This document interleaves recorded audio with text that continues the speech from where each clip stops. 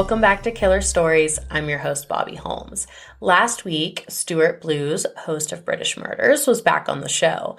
He told the story of Penelope Jackson, a 66-year-old grandma who murdered her husband of 24 years. It's worth a listen if you haven't already. The story is somewhat comical, and I probably giggled a bit too much considering a man was murdered. I blame the champagne I was drinking. But I can say one thing for sure, there will be no giggles in today's story. Honestly, I've been avoiding it because it's horrendous, just unimaginable. But I've had multiple listeners suggest it now, so here it goes. Today I am covering Paul Bernardo and Karla Homolka, also known as the Ken and Barbie killers. Because of their good looks, at least for the late 80s and early 90s. This case was suggested a while back by my friend and fellow podcaster Lorraine of Once Upon a Nightmare. Then more recently, listener Maddie Thomas asked for the Ken and Barbie killers, so it's time to bite the bullet. This is a really well-known case. If you've never heard of it, buckle your seatbelts. Even if you think you know it, you may learn something new today. I know I did during my research. Most of which came from the 4-part special on Investigation Discovery titled Ken and Barbie Killers, The Lost Murder Tapes, as well as another podcast, Canadian True Crime. It was actually the very first case that the host Christy Lee covered on her podcast, and she did such an amazing job with her research and delivery. This will be a 2-part story because there's just so much information to cover. Their history, long list of crimes, infamous trials, and where they are today. I'm going to start with Paul Bernardo. He was born August 27th, 1964 in Toronto, Ontario, Canada. Paul's mother, Marilyn, was adopted as a child by Gerald and Elizabeth Eastman, a wealthy family living in the suburbs of Toronto. Kenneth, Paul's father, his upbringing was a different story. Kenneth's father was a successful businessman, but money doesn't guarantee happiness. He was physically and emotionally abusive towards his wife and children. Like father, like son, Kenneth became an abusive husband and father as well. But, plot twist, Paul was not Kenneth's biological child. After the birth of the first 2 Bernardo children, Marilyn started an affair with an ex-boyfriend named Bill, who was living in the neighboring town of Kitchener. She explained that the years of abuse is what caused her to stray. The affair spawned a child. Kenneth knew that Paul wasn't his, but gave him the Bernardo name. Not only that, he was called Paul Kenneth Bernardo. Paul didn't seem to be bothered by his abusive household. He was a happy child, always smiling. But some people are really good at putting on a happy face, even when that's not how they feel on the inside. On top of being physically and emotionally abusive, Kenneth was a sexual predator. He was openly known as the neighborhood Peeping Tom. In 1975, he was charged with child molestation after assaulting a young girl. And later, he even molested his own daughter while Marilyn and the boys were downstairs watching TV. An all-around horrible person. Paul was oblivious to the fact that he was not Kenneth's biological son. Bill never got to meet him, but he did schedule meetings with Marilyn at the Kitchener McDonald's. Bill sat in a booth and watched Paul eat his Happy Meal from afar. One day while sitting at the kitchen table, Paul was arguing with his mother. The abuse she endured over the years had dramatically changed her. She used to be beautiful and happy. Now she was depressed, gained a ton of weight, and obviously harbored anger she was taking out on her son. I don't know the exact words exchanged, but Paul mentioned something about his dad.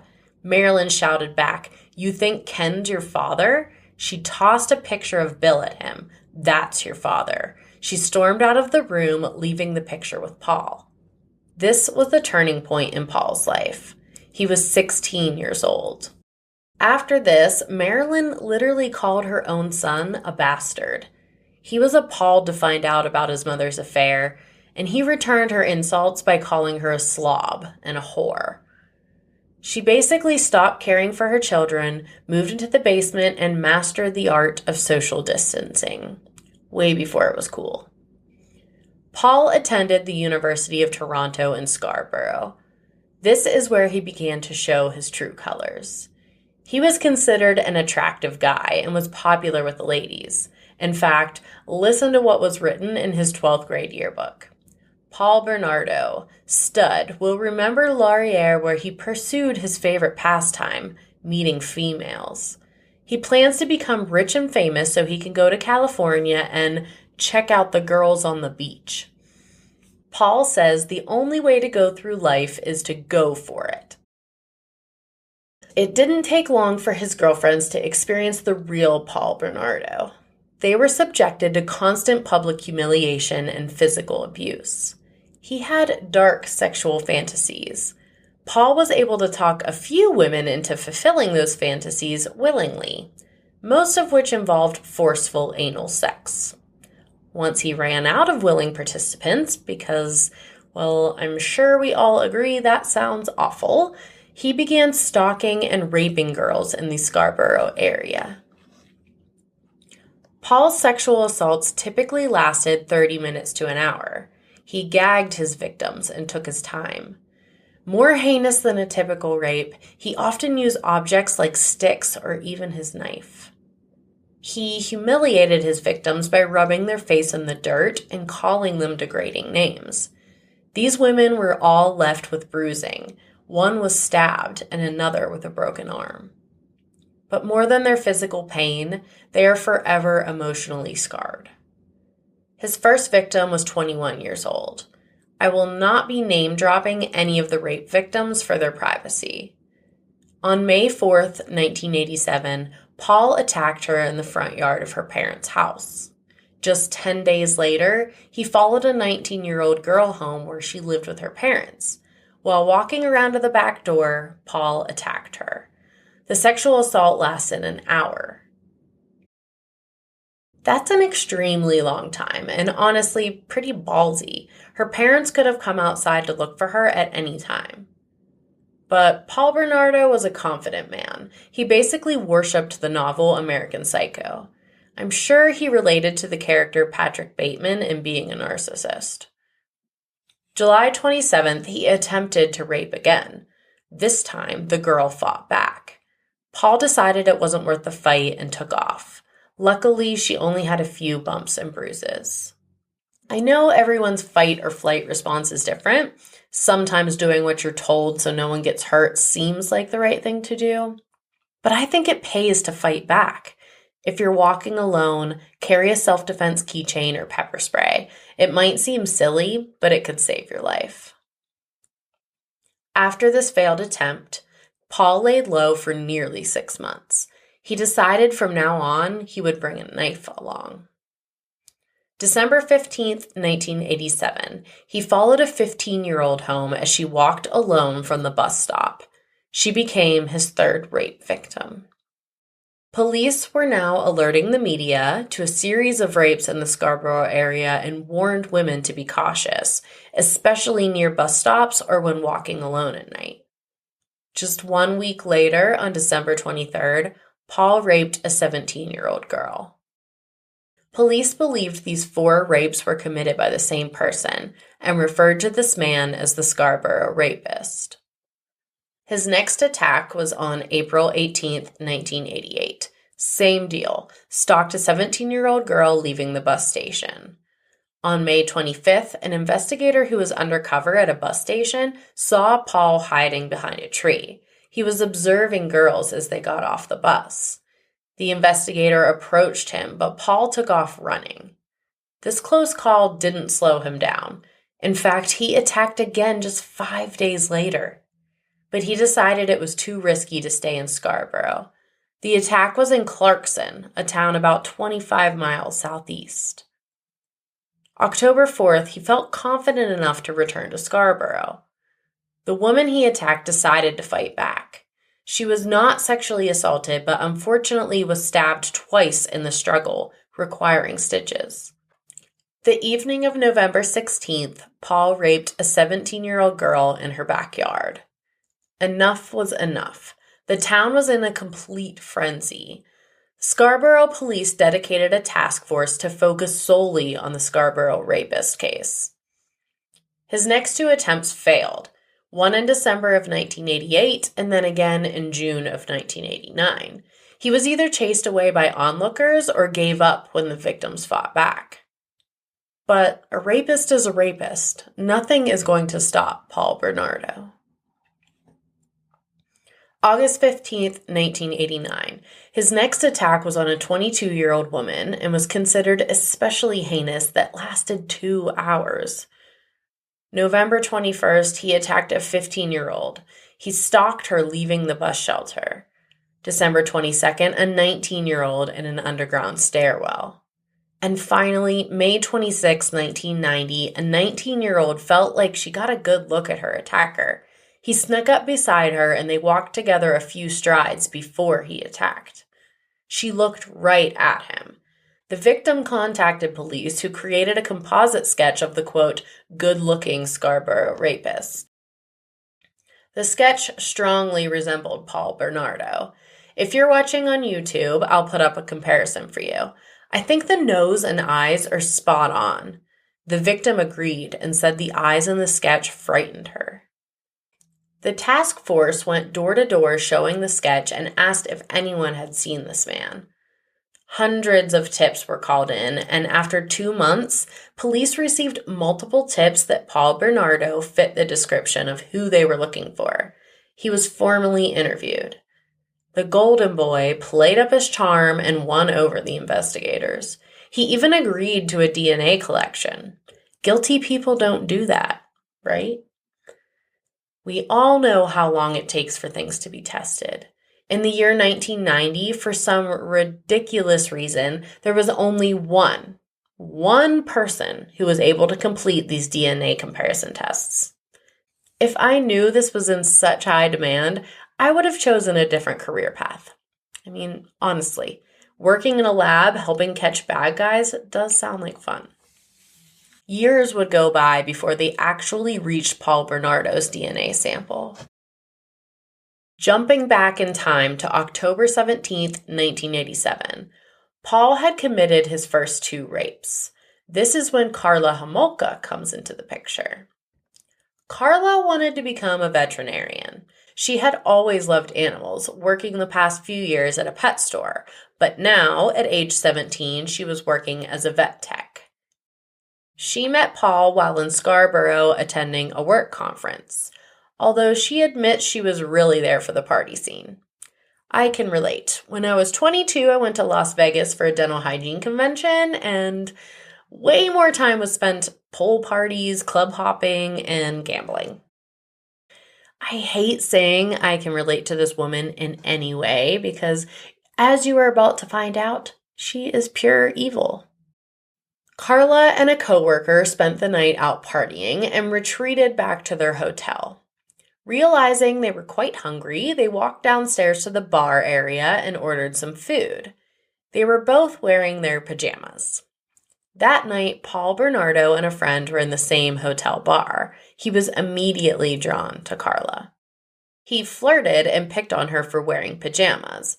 They had instant chemistry. Paul and Carla hooked up in the hotel room, and the rest was history. They were basically inseparable after this first encounter. Before we get into their relationship, let's get some history on Karla Homolka. She was born May 4th, 1970 in St. Catharines, Ontario. Her parents, Karla and Dorothy Homolka, were immigrants from Czechoslovakia. Karla was the eldest of 3 sisters. Lori and Tammy were mini versions of her, all beautiful blondes. As a young girl, Karla was considered to be very smart. In elementary school, she tested in the 98th percentile of her class. She was a perfectionist, insisting on coloring inside the lines and making sure her Barbies were dressed to impress, not a hair out of place. She wanted to do the very best she could to impress her parents and teachers. Her friends saw it differently. Yes, she always strived for perfection, but that also meant she was bossy and selfish. She didn't care what her friends wanted to play. She made all the decisions and threw a fit if it didn't go her way. As I told you earlier, she wanted to become a veterinarian. Even as a child, she was looking out for the well-being of animals. At recess, she witnessed a group of boys tormenting a bug. She came over and pushed them aside to help rescue the insect. But as Carla grew up, she went through some changes. Long gone was the little girl saving insects on the playground. While at a friend's house, she made a homemade parachute out of a pillowcase and threw their pet hamster out of the bedroom window. It didn't go as planned, and the hamster hit the ground. Hard. It didn't die right away. The poor thing died within a couple weeks of the incident. The parents of her friend had buried the hamster in the backyard. The next time Carla was over for a play date, she dug up the decomposing hamster and examined it. I'm an animal lover, and mark my words, I am not digging up any deceased animals. That's messed up. When Carla entered her teens, she went through a goth phase. She dyed her hair and wore heavy makeup and sported the color black from head to toe. I think it's normal for teenagers to go through a rebellious stage, but for Carla, it was more than just her appearance. She was not kind to her classmates. She bullied other people, laughing when they were brought to tears. The best word to describe her in high school was moody. You didn't dare challenge Carla because, well, you would lose. She was always right and didn't take shit from anyone. When she was a senior, she began dabbling in the occult. A former boyfriend said that she openly spoke about death and thoughts of suicide.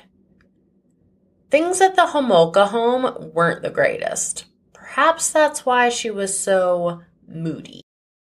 Her father, Karla, struggled with alcohol addiction, and the household was negatively affected. When drunk, which was often, he became angry and called the girls names. His favorite name for Carla was Whore. She was 17 when she started working as a vet tech, attended the conference in Scarborough, and met Bernardo. Ta-da! We're all caught up. Friends were annoyed by Paul and Carla's over-the-top PDA, or public display of affection, which can be seen on video footage in the ID documentary, and I agree, it's gross. Paul traveled back and forth from Scarborough to St. Catharines on a regular basis. It was an hour-and-a-half drive each way. Things got serious fast. Just like when she was a young girl, she was eager to please, except for now she didn't care about authority figures. She wanted to please Paul. Paul shared his dark fantasies with Carla. They were both into BDSM. And after a while, Paul admitted to Carla that he was the Scarborough Rapist. A normal person would be disgusted, terrified, and alert the police of his confession. Carla thought it was cool. In late December of 1989, Paul proposed to Carla on a weekend trip to Niagara Falls. The Homolkas thought the world of Paul, viewing him as a golden child like everyone else. They allowed Paul to move in until they married and could find a place of their own. During this time, Paul had his new video camera on all the time. The Investigation Discovery special, Ken and Barbie Killers, showed tons of the video clips. Knowing what I do about this case, it's really creepy to see the footage.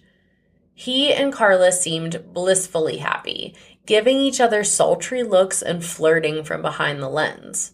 No doubt Paul was in love with Carla, but that didn't stop his dark sexual fantasies. Here is where things get extra f***ed up, guys. He had eyes for Carla's 15-year-old sister, Tammy, especially because he knew she was a virgin. Tammy noticed that Paul gave her extra attention, and she ate it up. I mean, I can see how at age 15, having your cool older sister's hot boyfriend flirt with you would boost your ego. I mean, honestly, you'd never expect your sister's boyfriend to be a serial rapist. Tammy would rub it in Karla's face, teasing her by saying that Paul liked her better. This caused the sisters to drift apart. When Paul and Karla had sex, he asked her to say, quote, "My name is Tammy. I'm 15 years old. I'm your virgin. I love you and I want to marry you," unquote. As jealous as this made Karla, she did it because she wanted to please her fiancé. She went as far as unlocking Tammy's bedroom window so that Paul could sneak in and masturbate while he watched her sleep. How could you be okay with this? Your baby sister. And why would you want to be with someone that made you feel like you aren't enough? Unfortunately, it gets much, much worse. Remember how I said earlier that Karla worked as a vet tech? Well, she stole Valium from the clinic to sedate her sister. She crushed it up and added it to the spaghetti sauce that Tammy ate for dinner. Tammy felt tired and went to bed. Karla snuck into her room and checked to make sure that she lost consciousness. Paul wanted to take her virginity, and Karla helped it happen. It's disgusting. I cannot fathom how a person could be so cruel. But the effects of the Valium didn't last long. Tammy woke up, putting a stop to the assault before it even started. Karla studied the inventory of sedatives at her workplace. Using what little pharma knowledge she had, she chose another option, halothane, an anesthetic that's inhaled, similar to ether or chloroform but much stronger. You're supposed to administer it with a vaporizer to control the dosage. There's actually a warning on the bottle that says if not administered properly, it can cause death. But Karla used it many times on animals and was confident that she could just apply it to a cloth and hold it to Tammy's face like chloroform. December 23rd, 1990 was the night that they chose to try again with Tammy. Karla actually told Paul this was his Christmas present, allowing him to rape her little sister. I cannot fathom it. Everyone was at the Homolka house that night celebrating the holiday with food and drinks. Paul, as usual, had his camera turned on, capturing everyone's holiday cheer. It's so sad to see everyone's smiles that night. Sad because I know what's coming, and because those shitbags are acting like everything's cool. Carla and Dorothy allowed 15-year-old Tammy to make an alcoholic drink. Then Paul continued to pour more for her, mixing in a sedative. Paul, Karla, and Tammy were in the basement watching a movie. Not long after the spiked drink was consumed, Tammy passed out. They moved her down to the floor, removed her clothes, and Paul set up his video camera. He pressed record, and Karla held the cloth with halothane over her face to make sure that she stayed unconscious this time. Paul sexually assaulted Tammy and then asked Karla to join. And she did. She participated in the rape of her own sister. So fucked up. Tammy hadn't drank much before that night. She consumed several alcoholic drinks and 2 different sedatives. At this time, she began vomiting. Because she was lying flat on her back, she started to choke. They rolled Tammy over, but they were not able to save her. She choked to death on her own vomit. They needed to hide any involvement. They put Tammy's clothes back on and moved her back into her bed. They called an ambulance, saying she must have gotten sick from drinking alcohol and no one was around to help her when she started choking. Even though the halothane left a burn mark on her face, her death was ruled an accident, and Paul and Karla got away with this heinous crime. They explained away the mark on her face by saying it was rug burn for moving her body across the carpet to try and resuscitate her. Any decent medical examiner should be able to tell the difference from a rug burn and a chemical burn. Initially, Paul and Karla both appeared to be shattered by the death of Tammy, but they were putting on an act. Paul and Karla's wedding was just 6 months away. Carla and Dorothy thought that they should push it back so that everyone could properly grieve. It didn't seem right to be celebrating at a time like this. But Carla insisted on continuing with the wedding as planned. Carla shared her frustrations with a friend, Debbie Purdy, in a letter. Quote, "Wedding plans are great, except my parents are being assholes. They pulled half of the money out for the wedding, saying they can't afford it. Bullshit. Now Paul and I have to pay $7 to $8 grand for this wedding. So money is tight considering we've just been hit with this huge bill. Saturday, Paul and I just said, F it. We're doing everything the way we had planned and some things even better. Real flowers for everyone. We're paying for the bar, hors d'oeuvres, cocktail party, everything. F my parents. They're being so stupid. Only thinking of themselves. My father doesn't even want us to have a wedding anymore. He thinks we should just go to City Hall. Screw that. We're having a good time. If he wants to sit at home and be miserable, he's welcome to. He hasn't worked but one day since Tammy died. He's wallowing in his own misery and f***ing me. This bitch." Just to show you how little they cared. 20 days after Tammy's death, Paul and Carla found themselves home alone for a weekend. The rest of the Homolkas were out of town. Paul picked up a young girl and brought her to the house. He raped her while Carla watched. They drove to a deserted road near Lake Gibson and left her there.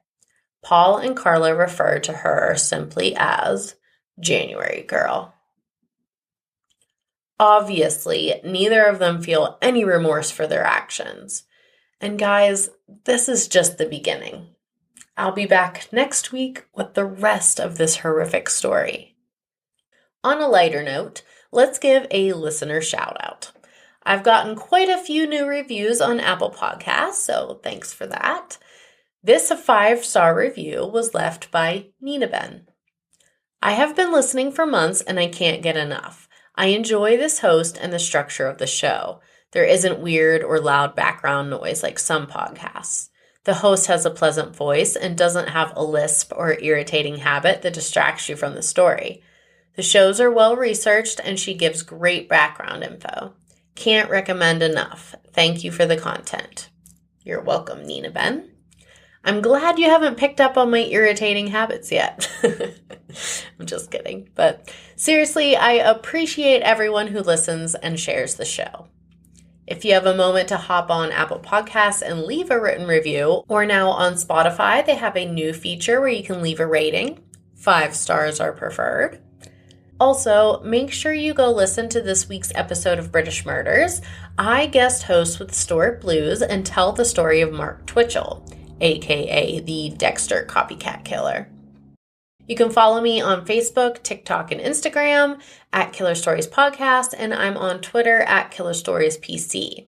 Email me any story suggestions, killerstoriespodcast@gmail.com, or to inquire about sponsoring an episode. It's a great way to help promote your business.